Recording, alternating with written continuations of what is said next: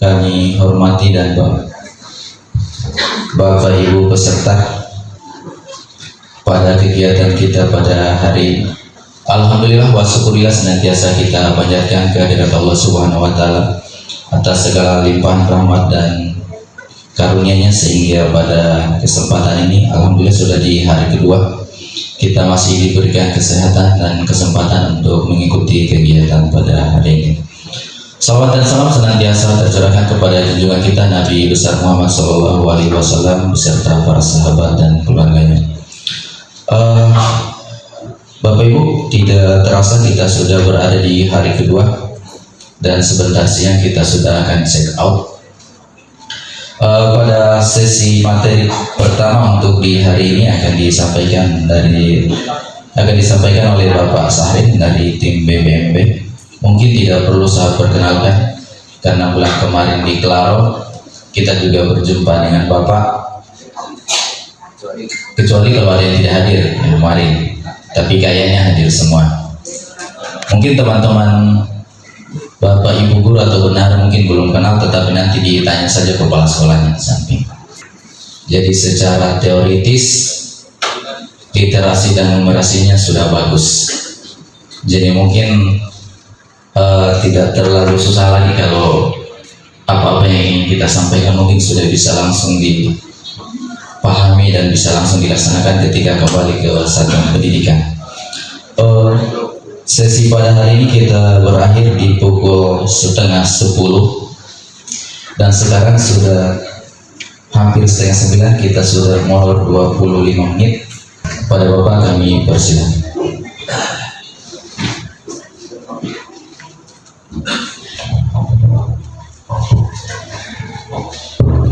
Assalamualaikum warahmatullahi wabarakatuh. Segar semua ya. Alhamdulillah. Wassalatu wassalamu ala Rasulillah sallallahu alaihi wasallam. Ibu bapak yang kami hormati, kita dipertemukan oleh Allah Azza wa Jalla Tuhan Yang Maha Esa di The Beach Hotel Kendari Beach. Mudah-mudahan pertemuan kita mendapatkan ridha dari Allah Subhanahu wa taala, Tuhan Yang Maha Esa. Kami berharap kehadiran Bapak dan Ibu ini bisa membawa perubahan yang baik dan signifikan terkait dengan pengelolaan satuan pendidikan di mana kita diamanahkan untuk mengelola pendidikan itu. Itu harapan Ibu. Ibu Bapak sekalian yang saya hormati, kita sudah sering bertemu. Kemarin saya dihubungi oleh Pak Erwin, juga oleh Pak Kepala untuk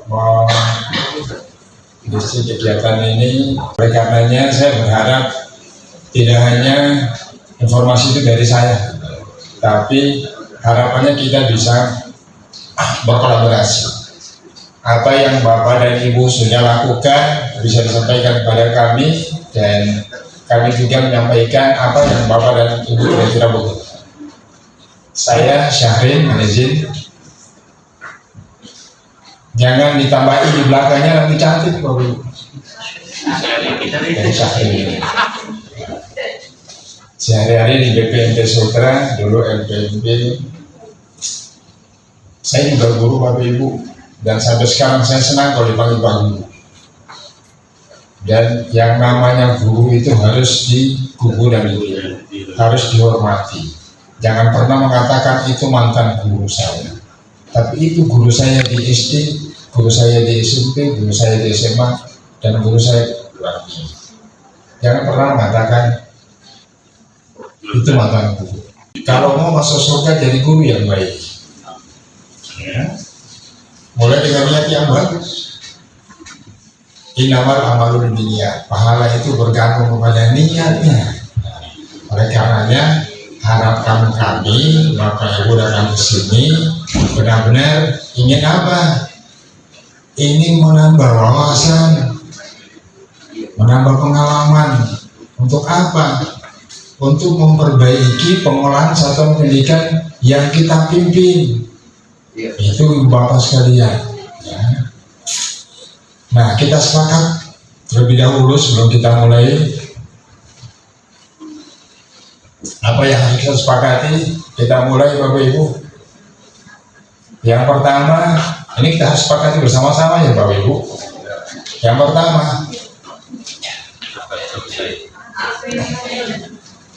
yang ini paling dekat dengan kita Bapak Ibu. Kalau suami lebih dekat HP-nya daripada istrinya, nanti dia butuhkan istrinya baru dekat. Begitu juga istrinya, ini lebih dekat daripada suaminya. Yang paling ironis Bapak Ibu, ketika duduk di teras berdua, tidak saling tegur sapa, masing-masing punya kegiatan. Dan kasihan, suami istri itu harus membangun komunikasi yang baik. Untuk apa? Supaya rumah tangga itu bisa berjalan berlangsung dengan baik. Itu Bapak Ibu. Sekali-sekali yang kita pakai jika itu kita butuhkan.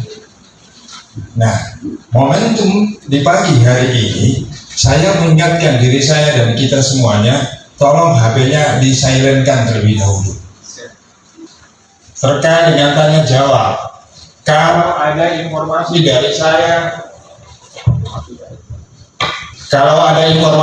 saya, yang Bapak dan Ibu perlu tanggapan, silakan angkat tangan, tidak apa-apa. Kita sama-sama orang dewasa. Itu Bapak Ibu, kita sepakat? Tidak usah ragu-ragu Bapak Ibu, angkat tangan saja. Jangan terjadi gempa bumi di ruangan ini. Kalau mau menjawab, angkat tangan. Kalau mau bertanya, angkat tangan. Karena masing-masing kita punya perspektif yang berbeda. Ya, silakan. Kalaupun kita dalam satu sekolah, boleh jadi kita punya perspektif yang berbeda ketika kita mengelola satuan pendidikan. Baik, terutama terkait dengan Permendikbud nomor 12 tahun 2024 tentang apa itu Bapak Ibu? Terkait dengan apa? Kurikulum Merdeka yang dijadikan sebagai kurikulum nasional. Tidak ada perubahan Bapak Ibu. Yang berubah hanya, tapi kalau dibahas ya, itu nanti kita bahas di lain kesempatan. Karena saya ditugasi untuk memberikan materi ini. Waktunya hanya 3 jam, 1 jam setengah. Baik, saya kejar-kejar ini.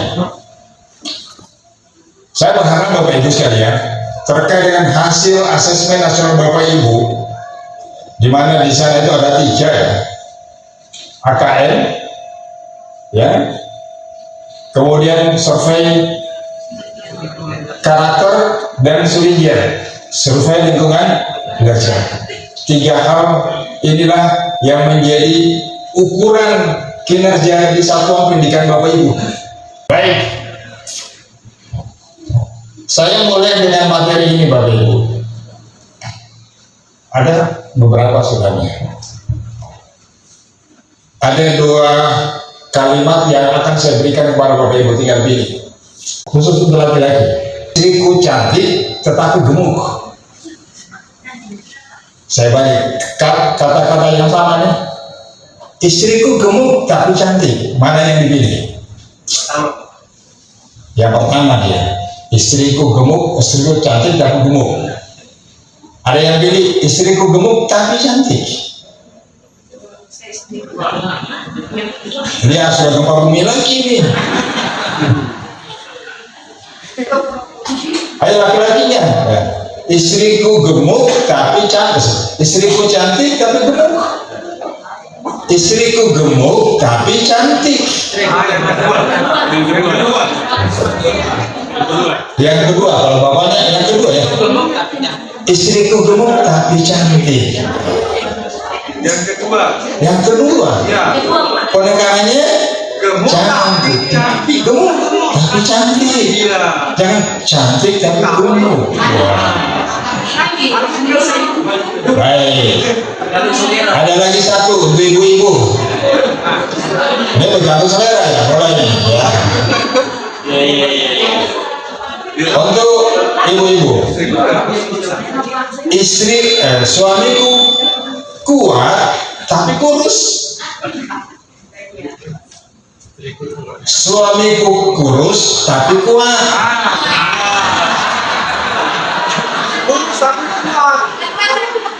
Yang kedua ya. Ya. Ibu pilih yang kedua ya. Suamiku kurus tapi kuat. Jangan suamiku kuat tapi kurus. Oke Bapak Ibu, nanti kita cari lagi yang lain.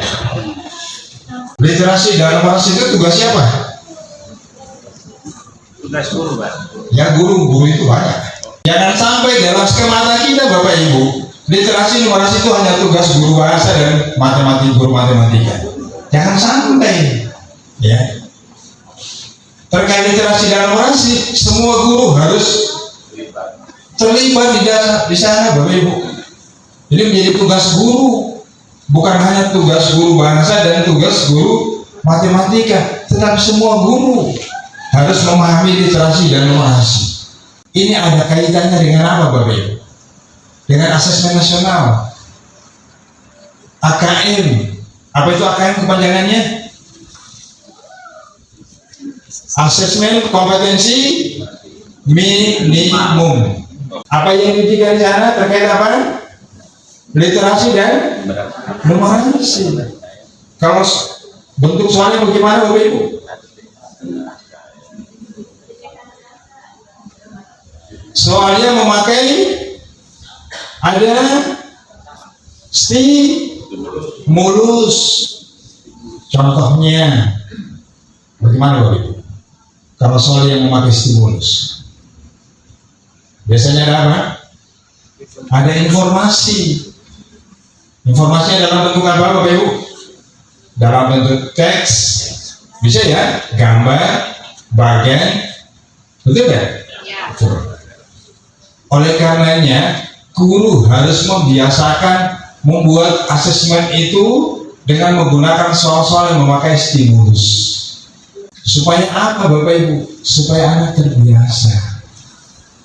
Tidak hanya mengatakan siapa, di mana, kapan, tapi anak itu membaca teks terlebih dahulu, mengamati gambar atau bagian dan seterusnya. Baik.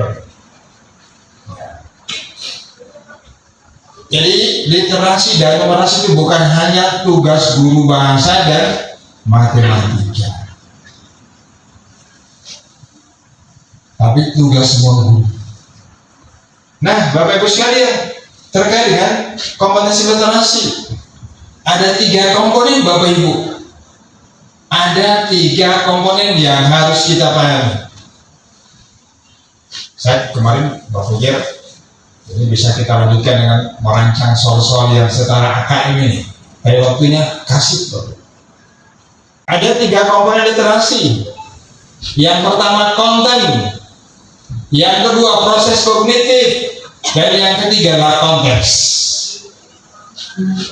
Konten, proses kognitif, dan konteks.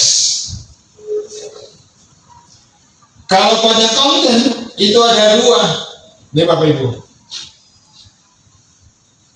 Yang pertama teks informasi, yang kedua teks fiksi. 2 hal ini Bapak Ibu harus kita pahami dengan baik. Dari sini Bapak Ibu, seorang guru bisa merancang soal dengan baik pula. Nanti saya berikan. Ini yang saya berikan materinya melalui Pak Sambil. Siap. Tidak diberikan Pak. Kalau tidak diberikan, nanti cari sendiri. Cari Teks informasi, ya, yang dikatakan teks informasi ini untuk apa Bapak Ibu? Untuk memberikan fakta, memberikan data dan informasi dalam rangka pengembangan wawasan serta ilmu pengetahuan yang bersifat ilmiah. Jadi kalau kita memberikan teks informasi ini sifatnya ilmiah, berbanding terbalik dengan teks fiksi. Teks informasi yang berupa informasi yang ilmiah, bisa dalam bentuk teks, bisa dalam bentuk gambar, bisa dalam bentuk bagian atau grafik. itu informasi. Kemudian yang kedua, teks fiksi atau teks sastra. Biasa teman-teman menyebut seperti itu. Teks yang bertujuan untuk memberikan pengalaman, mendapatkan hiburan, menikmati cerita, dan melakukan perenungan kepada pembaca. Maksudnya, ketika kita membaca teks fiksi itu, ada pembelajaran yang bisa kita dapatkan di sana, secara tersirat, ataupun kita kaitkan dengan lingkungan kehidupan kita. Biasanya dengan kita membaca teks fiksi itu membuat kita bisa berubah, baik itu perubahan mindset, ya, perubahan perilaku. Dari siapa? Dari tokoh cerita tersebut. Kemudian untuk proses kognitifnya Bapak Ibu ada 3 level. Jadi terkait literasi ya. Ketika kita membuat soal, kita lihat kontennya dulu. Apakah konten yang ilmiah atau yang fiksi? Kemudian levelnya ada 3, L1, L2, L3. Ini Bapak Ibu. L1-nya menemukan informasi. Informasi apa Bapak Ibu? Anak itu atau seseorang mencari, mengakses, serta menemukan informasi tersurat dari wacana yang dibaca. Mendapatkan informasi yang tersurat, yang eksplisit, bukan yang implisit, yang tersurat, yang ada dalam wacana, yang ada dalam gambar, yang ada dalam grafik. Anak itu harus mencari informasi di sana. Itu L1, hanya cari informasi. Pertanyaannya mungkin siapa, di mana, kapan. Nanti ada contoh. Yang kedua, saya mau ajak pelan-pelan Bapak Ibu. Untuk tingkatan yang kedua di proses kognitif ini, pertama menginterpretasi. Ini Bapak Ibu. Dan mengintegrasi. Menginterpretasi, anak itu menafsirkan cerita atau berita yang dia baca, atau gambar yang dia lihat, atau grafik yang dia amati. Dia coba interpretasi, kira-kira apa maksudnya. Kemudian dia coba integrasikan, dia perlukan memahami informasi tersurat maupun tersirat. Setelah memahami wacana itu tersurat, ya, kemudian dia coba interpretasi. Berarti makna yang tersirat di dalam wacana itu atau gambar itu. Memadukan interpretasi antar bagian teks untuk menghasilkan apa? Inferensi. Menghasilkan sebuah apa? Sebuah kesimpulan.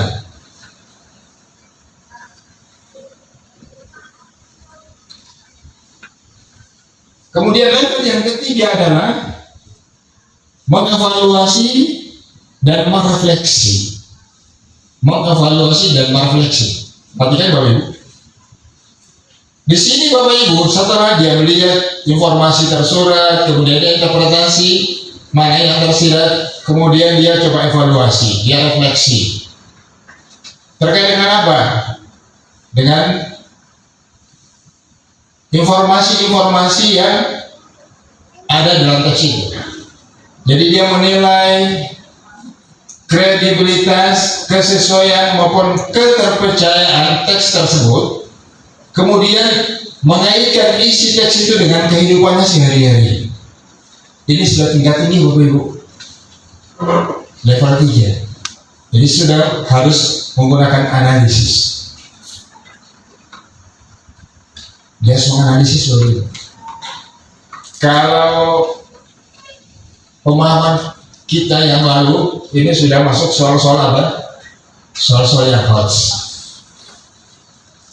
Ini juga bisa hoax Bapak Ibu. Kalau ini baru level 1, baru siapa, di mana, kapan, akan kelihatan secara tersurat informasi itu.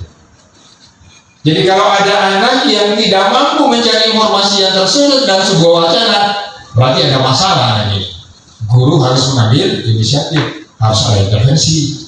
Konten, proses dan proses review. Kemudian yang ketiga Bapak Ibu, terkait dengan konteks. Terkait dengan konteks ada 3. Jadi Bapak Ibu, yang pertama terkait dengan personal, konteks personal, konteks sosial budaya. Yang ketiga, konteks saintifik. Tinggal kita pilih Bapak Ibu, yang mana yang harus kita berikan informasi pada anak kita. Apakah terkait informasi secara personal, apakah informasi terkait sosial budaya, atau informasi yang terkait dengan saintifik atau ilmu pengetahuan. Kalau guru sudah memahami terkait komponen-komponen literasi ini, semua guru, bukan hanya guru bahasa Indonesia, bukan hanya guru bahasa Inggris, bukan hanya guru matematika, Bapak, tapi semua guru harus menggunakan komponen-komponen ini ketika dia melaksanakan proses pembelajaran, terutama di dalam melakukan asesmen, baik itu asesmen formatif maupun asesmen sumatif. Apa itu formatif sumatif? Bapak Ibu sudah punya pemahaman, ya. Terkait dengan personal, berkaitan dengan apa Bapak Ibu? Dengan kepentingan diri secara pribadi.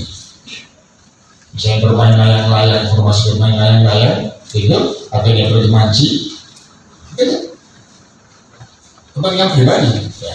Kalau dia bercerita terkait dengan apa? Kemudian yang kedua terkait dengan sosial budaya. Ini berkaitan dengan apa Bapak Ibu? Berkaitan dengan kepentingan antara individu, budaya, dan isu kemasyarakatan. Misalnya terkait dengan pelayanan di kelurahan, terkait dengan kegiatan-kegiatan sosial di masyarakat. Informasi-informasi itu ya bisa kita berikan pada anak-anak dalam bentuk apa? Bentuk teks ataupun bentuk gambar atau cerita. Anak bisa mencari informasi di sana. Kemudian yang ketiga terkait dengan saintifik, ilmu pengetahuan. Berkaitan dengan apa? Isu, aktivitas, serta fakta ilmiah baik yang telah dilakukan maupun ini terkait dengan futuristik. Ada sesuatu yang kira-kira apa yang akan terjadi masa yang akan datang. Literasi membaca, literasi numerasi, literasi digital, literasi ekonomi, banyak begitu. Literasi tidak hanya membaca. Saya ulang, komponen literasi itu ada 3 ya Bapak Ibu. Yang pertama konten, yang kedua proses kognitif, dan yang ketiga adalah konteks. Kalau kontennya ada 2, teks informasi dan teks fiksi. Kalau di proses kognitifnya ada 3, menemukan informasi, kemudian interpretasi dan integrasi, yang ketiga evaluasi dan refleksi.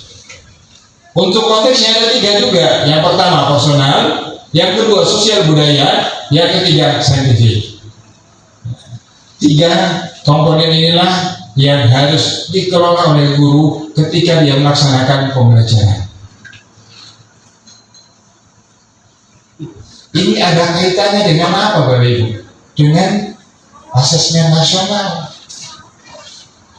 Jadi soal-soal yang dikembangkan di asesmen nasional itu dari sini Bapak Ibu. Pertanyaannya ada stimulus. Anak itu membaca dulu informasi, kemudian menjawab soal. Anak tidak bisa menjawab soal dengan baik kalau dia tidak mendapatkan informasi melalui teks atau gambar. Dengan cara seperti itu, anak bisa berkembang cara berpikirnya. Contoh kecil, gini, jangan berikan anak-anak 5+5. Ya, saya ulang-ulang ini. Setiap saya bertemu dengan teman-teman, jangan 5+5.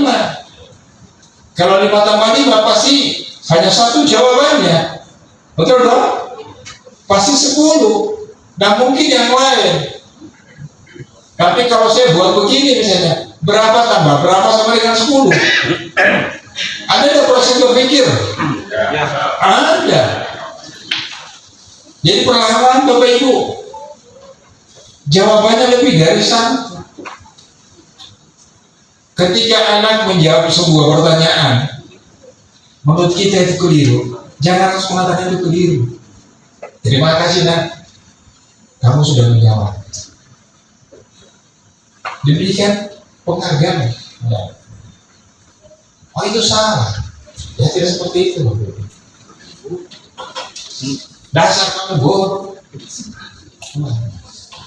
Jangan pernah mengeluarkan kata-kata bodoh di dalam kelas. Pada akhirnya anak itu melihat Bapak Ibu, saya tidak suka itu. Jangan.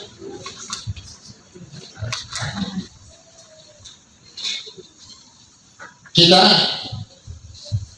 masuk ke slide 2. Ini ada contoh-contoh Bapak Ibu. Kita mulai dari teks informasi personal. Nih. Ini contohnya Bapak Ibu. Teks informasi personal. Apa judulnya? Topeng media sosial. Bukti kamu sedang pura-pura. Bicara lebih banyak dari biasanya. Lega saat melihat orang lain menderita, lega gitu. Terus sering tersenyum dan tertawa tanpa alasan. Terus sering mengunggah sesuatu secara berlebihan atau kekanak-kanakan. Takut saat orang lain tahu kebohongan kita. Ini terkait dengan apa? Personal. Bapak Ibu bisa mencari sebuah wacana terkait dengan ini. Coba lihat. Dari 110 remaja putra dan putri usia 17 sampai 20 tahun, 43% perhatikan mengakui bahwa media sosial mempengaruhi dalam membuat mereka kehilangan kepercayaan diri. Saya kira bla bla bla. 80% memikirkan pandangan orang lain. Ini terkait dengan personal. Ini contohnya Bapak Ibu. Jadi Bapak Ibu silakan mencari informasi-informasi yang personal. Bermain-mainan juga bisa. Cari saja sebuah informasi kemudian buat dalam bentuk gambar atau teks. Nah, khusus di sekolah dasar itu lebih banyak gambar Bapak Ibu. Kurangi kalimat-kalimat. Khususnya di fase A.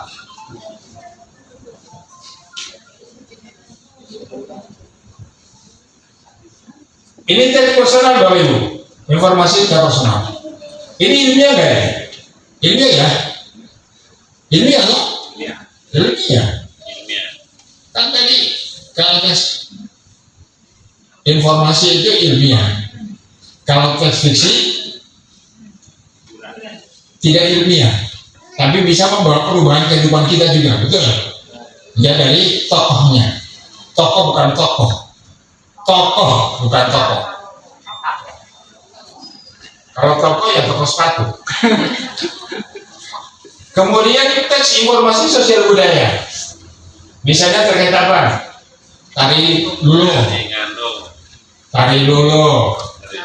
ya. Tarian Mometambi. Cerita tentang apa gitu. Tapi sifatnya ilmiah gitu.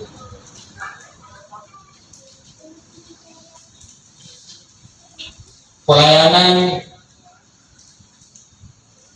apa? Pembuatan KTP di kelurahan itu boleh dong. Terkait dengan apa? Sosial budaya. Kemudian teks informasi atau saintifik. Teks informasi saintifik. Ini ya. Jadi sifatnya terkait dengan ini pengetahuan Bapak Ibu. Ini guru geografi, guru IPS juga boleh, ya, guru fisika juga bisa. Itu Bapak Ibu.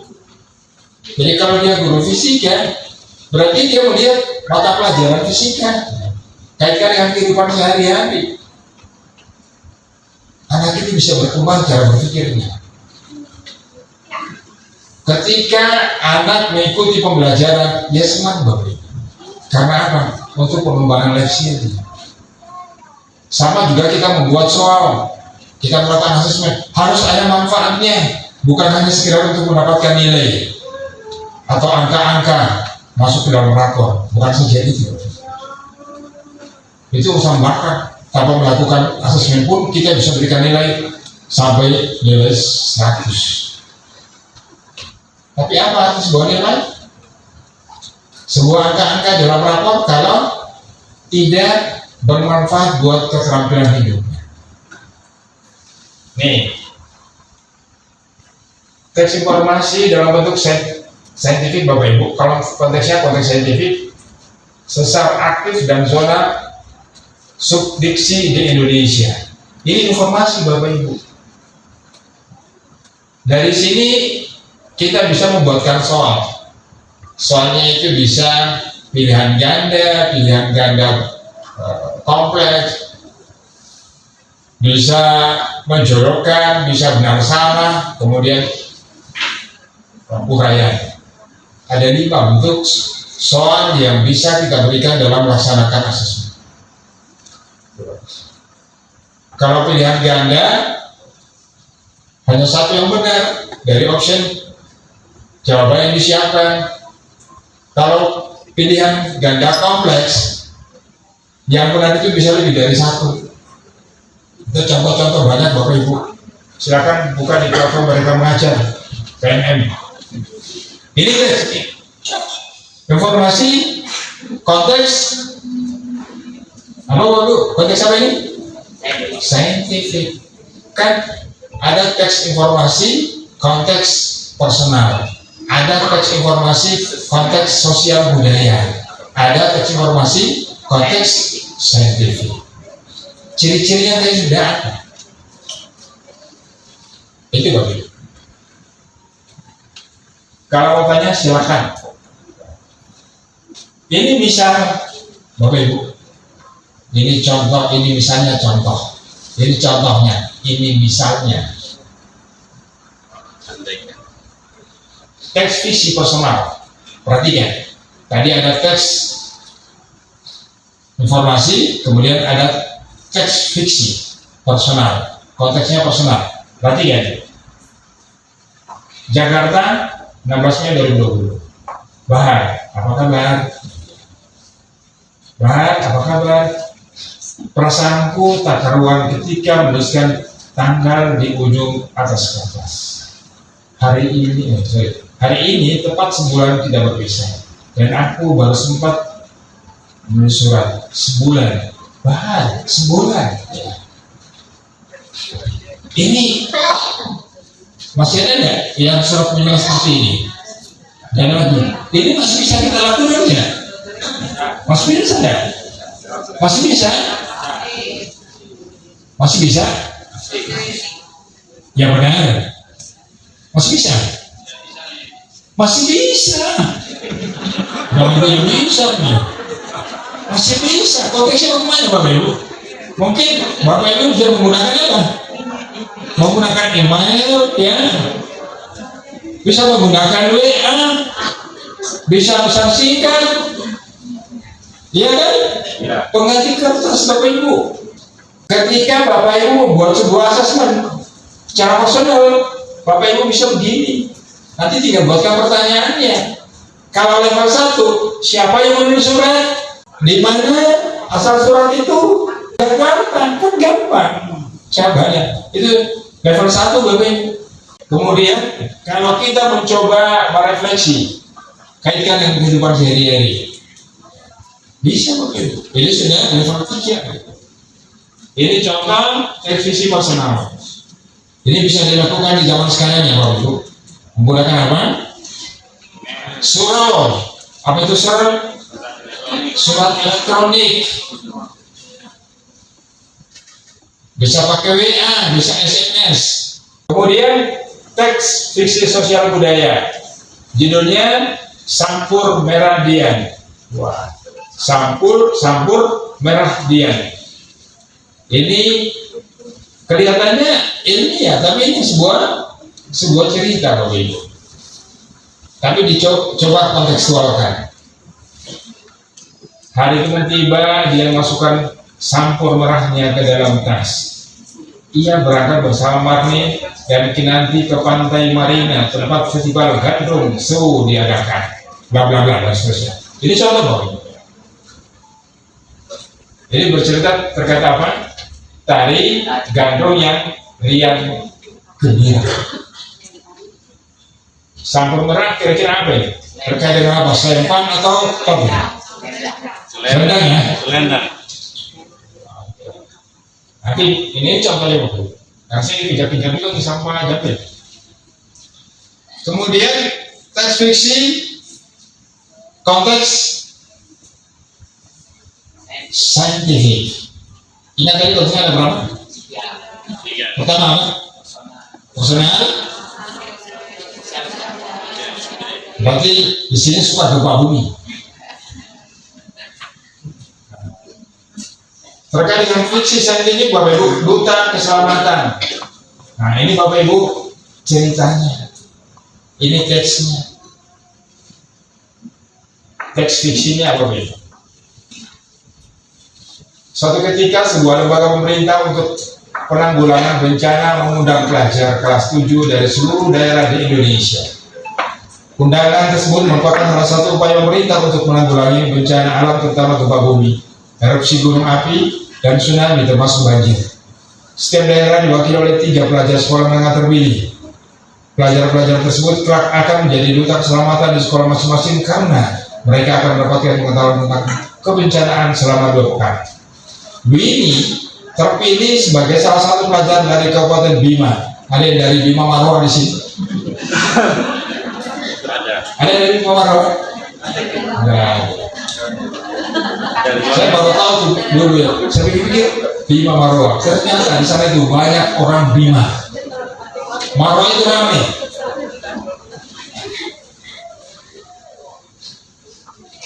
Winnie terpilih sebagai salah satu pelajar dari Kabupaten Bima, Nusa Tenggara Barat bersama 2 orang pelajar lain yang berasal dari Kabupaten Dompu dan Bima, buat tetangga. Bisa naik ferry, Pak. Daerah tempat tinggal ini. Tambora. Daerah tempat tinggal ini merupakan tempat Gunung Tambora berada. Gunung Tambora juga aktif Bapak Ibu, 1300 Bapak Ibu. Winnie sangat senang sekaligus cemas atas kesempatan baik tersebut. Ia cemas menghadapi pengalaman baru yang akan diikuti, ia sekaligus senang tentunya karena ia akan mengunjungi Jakarta sebagai ibu kota Indonesia. Kelihatannya ini cerita, tapi apa? Terkait dengan apa Bapak Ibu? Ilmu pengetahuan, tapi ini sebuah cerita. Ini kejadian yang benar. Ini sebuah cerita Bapak Ibu, cerita khayalan gitu, yang coba dikontekstualkan secara ilmiah. Siapa tokohnya? Kalau saya membuat pertanyaan level 1, kira-kira pertanyaan yang cocok apa?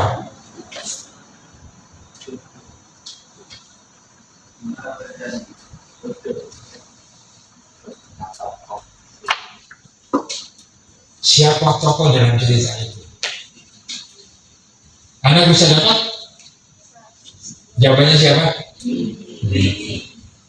Ada berapa orang yang diutus setiap provinsi?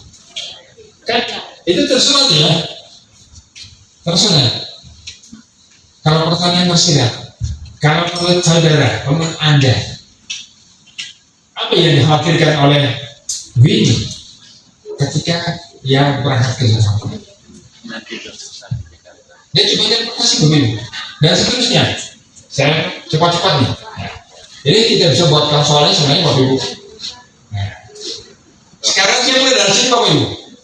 Kita mulai dari proses kognitif, literasi membaca, menemukan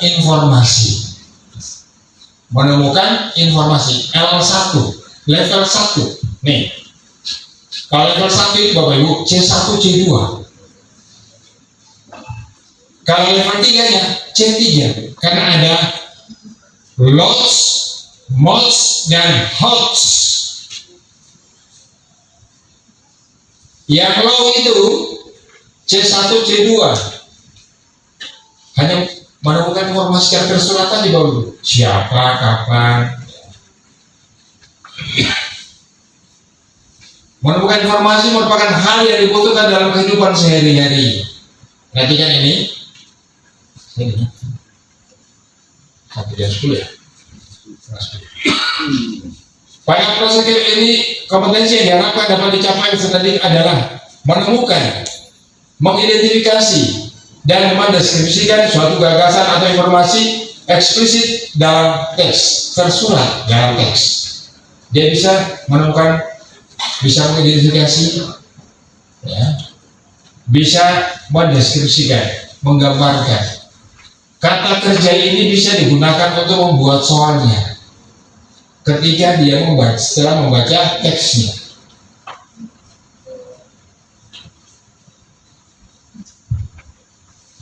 Coba temukan 3 tokoh misalnya. Bisa ya? Atau siapa tokoh? Sebutkan 3 tokoh yang dalam cerita itu. 3, nggak boleh lebih. Itu namanya apa? Operasional. Kalau menurut siapa saja, sebutkan 3 tokoh. Jangan sebutkan saja. Kalau ini bukan 1 atau 2 atau 3, bagaimana cara menilainya? Kalau sebutkan 3 tokoh, dia bisa menyebutkan 3 tokohnya kalau anak itu membaca informasi dalam teks. Ini melatih anak untuk berliterasi. Kemudian retrieve, ya, mendeskripsikan, menggambarkan proses memilih informasi yang diperlukan. Sedangkan akses Bapak Ibu lebih pada bagaimana proses mencapai ke tempat atau keberadaan informasi yang diperlukan tersebut. Dia coba interpretasi, dia coba integrasikan. Kemudian yang keempat, kemampuan menemukan informasi yang spesifik tersebut merupakan kemampuan dasar ketika seseorang membaca sebuah teks sastra atau teks informasi dalam kehidupan sehari-hari. Anda selalu diajak seperti itu Bapak Ibu, dibiasakan. Sehingga semakin matang cara berpikirnya, semakin bagus atau semakin tinggi umurnya, semakin bagus cara dia berkomunikasi, cara berpikir. Sama juga dengan kita. Biasanya setelah kita kuliah baru kelihatan cara berpikirnya. Kemudian informasi dapat ditemukan secara eksplisit, secara tersurat dalam teks. Pembaca hanya perlu menemukan lokasi informasi tersebut dan memilih. Ini paling rendah. Jika ada anak yang belum mampu melakukan hal ini, maka perlu intervensi khusus. Misalnya kelas 1, kalau masih ada anak yang belum bisa membaca, tolong jangan ditinggalkan Bapak Ibu. Jangan lepas anak itu ke kelas 2, fase A kelas 2, sebelum dia bisa mengenal guru. Jangan berharap pada guru kelas 2, tapi lakukanlah dengan baik intervensi dia. Siapkan waktu di luar pembelajaran. Sampaikan kepada kepala sekolah dan orang tuanya. Bapak dan ibu bertanggung jawab pada anak itu sebelum dia beralih kepada kelas yang lebih tinggi. Jangan ditinggalkan. Berarti saya harus siapkan waktu. Iya. Guru yang baik ketika ada anak yang tidak bisa membaca, dia harus nangis itu. Jangan dibiarkan Bapak. Pengalaman kita yang kemarin-kemarin, waduh kasihan. Kelas 6 SD belum bisa membaca dengan baik. Mengapa? Setiap guru selalu, udah nanti di kelas 2. Guru kelas 2 juga begitu, sudah kelas 3. Sampai kelas 4. Nanti di SMP baru dia Ya, ditemukan oleh guru biologi ternyata anak ini tidak bisa membaca dengan baik. Luar biasa loh. Jangan Bapak Ibu. Kemudian yang kedua, L2, ya level 2-nya Bapak Ibu. Level 2-nya yang MOOCs, C3-nya Bapak Ibu. Jadi proses komunikasi membaca, menginterpretasi dan mengintegrasi. Ini kata-kata kerjanya bisa digunakan. Membandingkan, membuat kesimpulan, mengelompokkan, mengontraskan, mengombinasikan gagasan dan macam-macam. Perhatikan, pada proses kognitif ini pembaca diharapkan dapat menolak apa yang telah dibaca, sehingga timbul sebuah pemahaman dalam dirinya dari teks, yaitu interpreting, menginterpretasi dan memadukan, mengintegrasikan. Anak ini harus dilatih Bapak Ibu, karena tinggal jauh dari Andolo, tinggal di laut, tidak menggunakan seperti itu. Gunakan walaupun sedikit saja, harus ada perubahan. Jangan mengajar atau membuat soal itu hanya karena menyelesaikan kewajiban. Audio, syahrin itu satu minggu lagi ini mau ada ulangan, belum stop, atau besok itu belum stop soal. Oh ya Pak, nanti malam saya kirim, cari internet, bikin soal. Dan ada kaitannya dengan pembelajaran yang Bapak dan Ibu bahas lagi. Ini luar biasa itu. Kemudian yang kedua, untuk menuju tahap ini pembaca harus dapat menguraikan, mengintegrasikan informasi itu. Ini harapannya. Kita mulai dari kelas menengah. Kelas 3 udah bisa Bapak. Kelas 2 juga sudah bisa. Mungkin dalam bentuk gambar-gambar atau apa. Terutama di kelas 5. Karena di kelas 5 kita mempersiapkan anak-anak untuk apa? Untuk ikut asesmen nasional. Mereka yang mewakili kita, Bapak. Itu pun sampel, tidak semua diambil. Sampaikan kepada orang tua bahwa asesmen nasional itu bukan untuk menentukan naik dan tidaknya, lulus dan tidak lulus, bukan itu. Tapi sebagai apa? Sebagai pemetaan saja, Bapak. Untuk melihat bagaimana kualitas pembelajaran yang kita lakukan selama ini. Bagaimana kinerja sekolah dari sana. Jadi jangan pernah mengeluarkan kata-kata yang tidak senonoh pada seorang anak. Ketika dia mengikuti asesmen nasional, terus ada seorang pernah mendapatkan bully dari guru, dia tulis pernah, maka sekolah itu pasti warna merah. Terkait dengan apa? Terkait dengan indikator itu. Lingkungan belajar yang tidak kondusif pasti merah. Padahal cuma satu orang yang bertindak, yang melakukan. Luar biasa itu. Level yang kedua, membuat kesimpulan. Kemudian yang keempat, Bapak Ibu, pembaca telah mampu menyimpulkan informasi implisit dalam teks atau antar teks. Dia membuat kesimpulan. Informasi yang implisit dia bisa menyimpulkan itu kalau dia mampu menginterpretasi. Kita minta gagasannya, walaupun jawabannya keliru, tapi kalau dia memiliki alasan yang tepat, berikan nilai bagus. Karena apa? Karena anak itu sudah punya argumen, punya gagasan, punya ide. Level yang ketiga ini Bapak Ibu, ini yang level paling tinggi. Sudah mengevaluasi dan merefleksi, menilai, mengaitkan dengan kehidupan sehari-hari. Ini level paling tinggi dalam sebuah asesmen ketika Bapak Ibu menyampaikan kepada anak. Kalau sosial budaya, carikan terkait dengan sosial budaya. Bisa dipahami di sini. Ada yang mau bertanya? Silakan. Izin bertanya Pak. Nama sebelumnya mungkin kalau saya memperkenalkan diri. Nama saya Sujarwo. Guru di SMA 4 ya? Siapa? SMA Palangga. Palangga. Ya.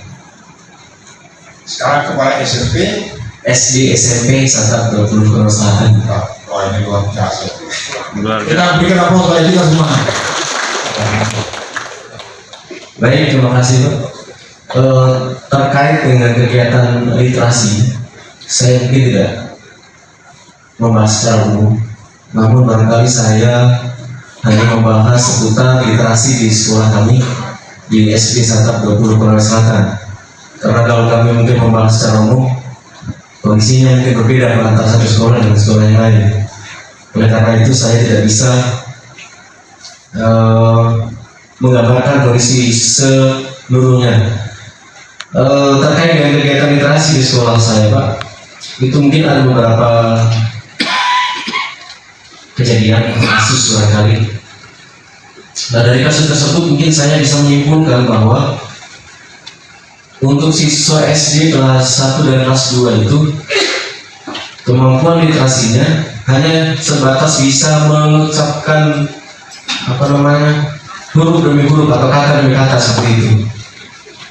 Nah, sehingga ketika mungkin guru akan melakukan kegiatan asesmen, maka guru akan mengalami kesulitan asesmen macam apa kira-kira yang akan kita berikan, karena siswa tersebut mungkin baru bisa mengucapkan kata-kata saja, ibu, makan, ubi, mungkin gitu. Makna dari apa yang dia baca itu siswa kelas 1 2 itu belum bisa memahami, Pak. Nah, kemudian bertitik tolak dari kasus tersebut, saya kaitkan dengan soal asesmen nasional yang tiap tahun kita ikuti. Walaupun mungkin itu siswa sudah berada di kelas 5, namun kondisinya juga masih banyak, Pak, yang kemampuan membacanya itu, kemampuan literasinya itu hanya bisa membaca saja, mungkin mengucapkan kata-kata saja, namun belum bisa sampai pada tahap kognitif maupun konteks. Nah, sehingga sebagian besar mungkin siswa yang mengikuti kegiatan asesmen itu mungkin gagal paham dengan apa yang mereka baca. Nah, sehingga mungkin melalui kesempatan ini saya juga meminta kepada Bapak mungkin bisa dijembatani kemungkinan Bapak, saya paham bahwa Bapak punya akses ke membuat soal asesmen nasional. Mungkin kalau bisa soalnya itu tingkatannya diturunkan sedikit, Pak. Mungkin hanya batas kognitif saja. Konteksnya mungkin nanti bisa di tingkat SMP seperti itu. Tapi kalau saya melihat yang kurang lebih 3 tahun terakhir ini pada soal-soal asesmen itu soal-soalnya memang kategori-kategori HOTS, Pak, seperti itu. Rata-rata sulit. Saya mencoba, Pak, untuk beberapa soal asesmen nasional jenjang SD, kemungkinan kalau dikerjakan oleh siswa SMA pun itu kemungkinan masih tanda tanya, Pak. Artinya belum tentu siswa SMA itu mampu mengerjakan soal yang menjadi soal asesmen SD tadi itu. Nah, ini barangkali seperti itu kasusnya. Terus yang berikutnya, Pak, tadi Bapak mungkin sedikit memberikan contoh jenis-jenis soal asesmen, di mana di situ ada kata-kata menurut Anda. Menurut Anda siapa tokoh utama dalam cerita tersebut, atau mungkin ada kasus-kasus contoh soal yang lain. Apakah soal macam itu menurut Anda? Kemudian disiapkan di situ opsinya mungkin ada 4. Apakah tidak membuka kemungkinan bahwa keempat pilihan yang dipilih oleh siswa itu adalah benar? Karena menurut Anda, karena kasus menurut Anda, kalau menurut pemahaman saya bahwa tidak ada jawabannya salah. Nah, kira-kira seperti apa menurut Bapak? Mungkin ini perlu saya mendapatkan pencerahan dari Bapak. Terima kasih. Demikian, wabillahi taufiq wal hidayah. Assalamualaikum warahmatullahi wabarakatuh. Menurut Anda, ketika kita melakukan komunikasi atau diskusi dengan peserta didik, pada saat Bapak Ibu memberikan kuis, itu kan bentuk soal tertulis. Ketika Bapak Ibu melaksanakan sebuah diskusi, kemudian meminta kepada anak, menurut Anda, ya, Menurut kamu, biarkan anak itu dia berinspirasi berdasarkan informasi yang didapatkan. Kita inginkan anak itu punya gagasan. Kita belum membuat soal secara tertulis, tapi kita hanya membuat sebuah kuis supaya anak itu bisa menyampaikan informasi apa yang dia sudah dapatkan. Anak itu dibiasakan dulu, Bapak Ibu. Berbeda kalau kita membuat soal secara tertulis. Kan tadi ada pilihan ganda, ada pilihan ganda kompleks. Boleh jadi di pilihan ganda kompleks itu jawabannya lebih dari satu yang benar. Ini yang namanya pilihan ganda kompleks. Jadi kata-kata menurut Anda pada saat Bapak Ibu membangun sebuah diskusi, apa? Bahasa itu perlu kita perkenalkan pada mereka. Menurut kamu bagaimana? Jadi tidak ada jawaban yang salah, benar. Kita hanya menginginkan anak itu punya argumentasi, punya gagasan. Kalau ada anak yang sudah memiliki argumentasi dan gagasan, guru itu benar-benar berhasil mengubah anak itu cara berpikirnya. Cara berpikir anak itu ada perubahan. Padahal dia hanya membaca sebuah teks. Apalagi kalau dia kaitkan dengan kehidupan sehari-hari. Itu Bapak Ibu sekalian. Tentu kalau Bapak dan Ibu ingin mendesain sebuah soal yang secara akademik juga ada kriteria-kriteria. Jadi ya. Kemudian yang kedua terkait dengan asesmen, khususnya di kelas 5 SD. Bapak Ibu, iya, itu disesuaikan dengan apa? Dengan level, dengan fasenya. Kelas 5 kan ada fase C, Bapak Ibu. Jadi soal yang didesain itu sesuai dengan fasenya. Kebetulan sekolah kita walaupun sudah di fase C, tetapi informasi yang dapat anak itu terbatas. Kenapa? Karena gurunya juga terbatas memberikan informasi. Rendahnya literasi informasi itu bukan diakibatkan oleh siapa-siapa, Bapak Ibu. Yang pertama yang harus kita lihat gurunya terlebih dahulu. Pertanyaan yang pertama yang kita ajukan, pernahkah guru memberikan latihan atau mendesain sebuah asesmen itu dengan menggunakan mendesain soal-soal yang setara AKM? Pernah enggak? Yang bisa jawab ini adalah Bapak dan Ibu.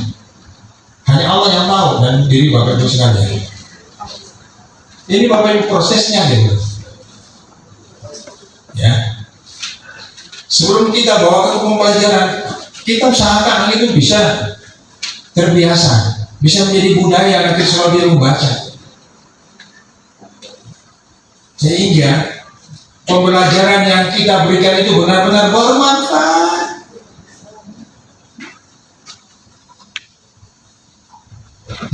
Jangankan kelas 5 SD, Bapak Ibu. Kita saja yang mau ikut tes P3K, Bapak Ibu. Saya tanya, aku capek pas saya baca soalnya. Mengapa? Karena tidak terbiasa. Betul toh?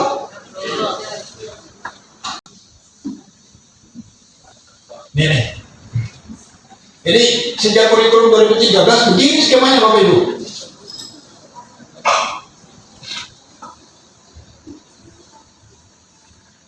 Kalau itu sudah jadi budaya, Bapak Ibu, tinggal kita kembangkan, kita tinggal lakukan dalam kembangkan dalam pembelajaran, Bapak Ibu.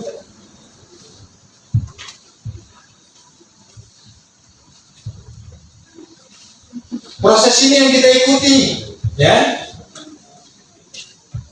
Pertama, penumbuhan budaya literasi dan minat baca di sekolah melalui apa? Kegiatan pembiasaan 15 menit membaca. Itu di kurikulum 2013. Gurunya harus menyiapkan, Bapak Ibu. Tidak bisa guru masuk dalam kelas tidak bawa modul ajar, tidak bawa FPP. Terus apa yang mau dibuat di sana? Membawa buku cetak. Kemudian pengembangan kecakapan literasi melalui kegiatan apa? Nontek misalnya apa? Kegiatan ekstrakurikuler, kunjungan wajib ke perpustakaan. Sudah ada kita lakukan. Yang terakhir, Bapak Ibu, untuk kegiatan intrakurikuler dalam proses pembelajaran.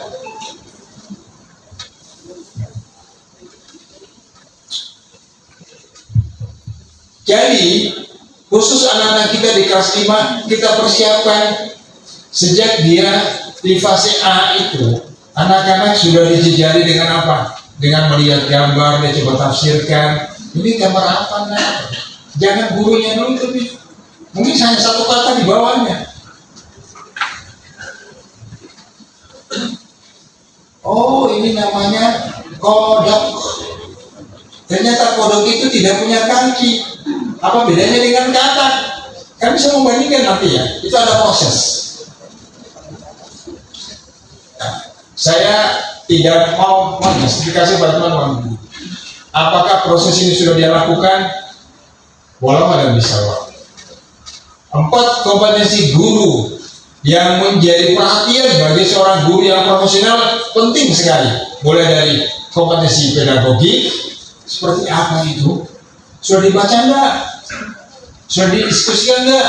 Sudah diimplementasikan atau belum? Kemudian kompetensi kepribadian. 2 ini penting sekali, Bapak. Kalau sosial dan profesional tidak mungkin bisa jadi guru kalau dia tidak memiliki kompetensi profesional. Dia salah satu buktinya dia punya ijazah. Tapi pedagogik dan kepribadian 2 ini penting sekali. Sudah pernah kita baca?